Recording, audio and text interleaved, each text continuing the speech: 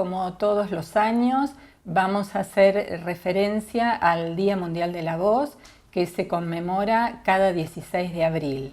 Este año el lema de la campaña es Una voz, muchas voces, y como objetivo fundamental la campaña, como siempre, tiene el de hacer reconocimiento o prevención sobre las patologías vocales. En esta nueva normalidad que estamos atravesando a través de la pandemia por el COVID-19, tenemos un gran complejo de elementos que interaccionan sobre nuestra voz. Si bien la voz es aquella que nos permite comunicarnos, hoy justamente es el elemento fundamental para estar en contacto con nuestros familiares, transmitir sentimientos, trabajar. Para aquellos profesionales de la voz es la herramienta fundamental, es aquella que nos manifiesta cómo estamos, cómo somos, y justamente es la que está sufriendo las mayores consecuencias. Si bien en la emisión de la voz participan numerosos subsistemas, la laringe y las cuerdas vocales son las que sufren en esta pandemia las mayores resistencias en cuanto a la actividad fonatoria. ¿Qué alteraciones pueden aparecer de la voz en este momento? Pueden ser causadas por el mal uso y abuso vocal, esfuerzo para hablar, lo que nos lleva a la fatiga vocal, patologías de la estructura propia del aparato fonador, hábitos tóxicos como el tabaquismo u otras sustancias, factores ambientales, manifestaciones emocionales y psicológicas y el trabajo constante con la voz. Igual vamos a hacer referencia también a algunos aspectos en esta nueva normalidad que están alterando la voz, como sería, por ejemplo, la utilización del barbijo. Sabemos que nosotros nos comunicamos a través de nuestro lenguaje, que es el vehículo por el que es llevado por la voz, y a su vez no solamente por esto de la palabra, sino también nos comunicamos a través de gestos, a través de distintas manifestaciones, de una sonrisa, una mirada, y pensemos que hoy a través de está todo esto alterado por el barbijo, la mascarilla o las máscaras en general. ¿Esto qué lleva a que la persona realice? Hacer un mayor esfuerzo vocal, un mayor esfuerzo para hablar a través de ellos, y necesita, pero en realidad esto es necesario para evitar el contagio. Por eso la idea es dar algunas sugerencias, algunos consejos para tener el mínimo recaimiento con la voz o la mínima alteración posible. ¿Qué le ocurre a nuestra voz cuando estamos hablando en esta nueva normalidad? Surgen patologías en general también, como la disfonía, con cambios de timbre, con ronquera, con pérdida parcial de la voz, o afonía temporal por la pérdida total de la voz. Y una de las causas más frecuentes, y sobre todo en este momento, es la inflamación de la laringe. Cuando estábamos en este contexto y hoy decíamos que utilizamos el barbijo, vamos a perder un poco la proyección vocal. Esto que nosotros siempre insistimos, que hablemos proyectando nuestra voz, que salga de nuestro cuerpo, que otro la escuche, hoy lamentablemente está amortiguada levemente. La distancia social y el ruido ambiente hacen que elevemos el volumen, porque si no, la otra persona no nos escucha. Como decía anteriormente, falta de visibilidad de nuestra boca, nuestros gestos en general, lo que afecta la utilización o el acompañamiento de la voz con la gestualidad. Y se altera nuestra propia voz porque cambia también la percepción que tenemos cuando estamos hablando con el barbijo. Tenemos la sensación de que la otra persona nos escucha menos porque está esta barrera entre medio de nuestra proyección y el otro. ¿Qué síntomas aparecen? Inflamación de garganta, disfonía y afonía, aparición de ardor en la garganta, tos, necesidad de carraspeo y ese dolor en la garganta que generalmente, por ejemplo, los profesionales de la voz o las personas que están utilizando la voz durante toda la semana, ante este esfuerzo importante que realizan genera dolor de garganta, lo que en algún punto son síntomas compatibles con COVID.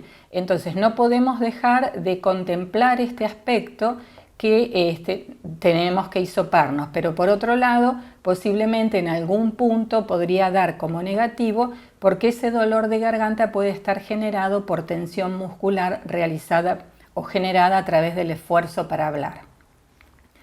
También tenemos otro aspecto que está afectando nuestra voz, que en esta nueva normalidad estamos trabajando en home office o con videollamadas o con una clase virtual. ¿Qué pasa? Pueden aparecer síntomas que dan cuenta que estamos exigiendo nuestra voz. Por ejemplo, cambios negativos en el tono, sensación de esfuerzo al hablar, también aparece el dolor de garganta, sensación de mucosidad, necesidad del carraspeo y también a lo largo del tiempo y sostenido la disfonía.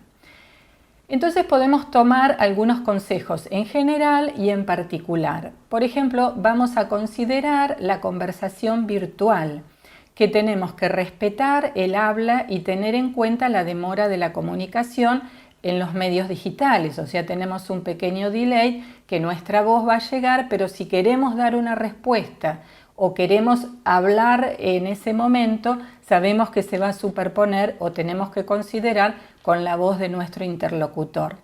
Esperar que la persona termine de hablar antes de que comience otra, no hablar al mismo tiempo porque se genera una comunicación que no se comprende, realizar calentamiento vocal y por cada hora que uno está sentado frente a la computadora, hablando y estar en este home office, tratar de ocuparse unos minutos para hacer un poco de relajación corporal, de mover el cuerpo, porque a esto, de todos estos esfuerzos vocales, le debemos sumar esta contractura muscular que se va generando por el tiempo que estamos sentados, que no estamos en movimiento y que quizá estamos con alguna postura que no está cómoda para nuestra musculatura.